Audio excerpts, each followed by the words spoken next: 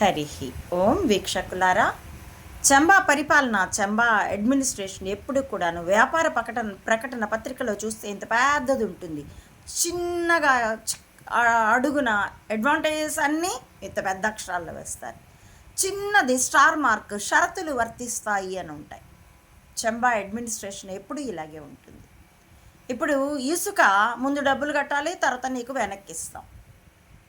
Gas cylinder అంతే, ఫోన్పేలో ఇస్తాము అంటున్నారు, కానీ కరెంటు బిల్లే ఫోన్పేతో కట్టించుకోవట్లేదు. డిజిటల్ పేమెంట్స్ని ధ్వంసం చేయడమే లక్ష్యంగా పనిచేస్తున్నాడు. ఎందుకంటే డిజిటల్ పేమెంట్స్ అయితే ట్రాన్స్పరెన్సీ ఉంటుంది.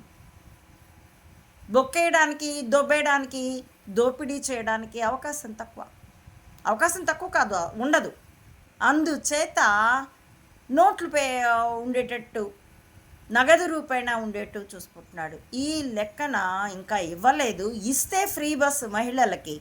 ముందు మీరు టికెట్ కొనుక్కోండి. అది 15 రూపాయల టికెట్ అయినా, 20 రూపాయల టికెట్ అయినా, 1000 రూపాయల టికెట్ అయినా ముందు డబ్బులు పెట్టి టికెట్ కొనుక్కోండి. ఆ టికెట్ మొక్కని తీసుకొని వెళ్ళి మీ డెస్టినేషన్లోనో లేకపోతే మీరు ఎక్కడ ఎక్కారో అక్కడో బస్ స్టాండ్లో వెళ్ళి సబ్మిట్ చేస్తే అందుకు కౌంటర్లు ఉంటాయి. అప్పుడు మీకు డబ్బులు ఇస్తారు, లేదా టిక్ కొట్టి మీకు ఫోన్పే చేస్తారు. అంటే ఆ క్యూల్లో ఎక్కడి నుంచి ఉంటామని సమయం లేనివాడో, అవకాశం లేనివాడో చక్క ఇంటికి పోతాడు.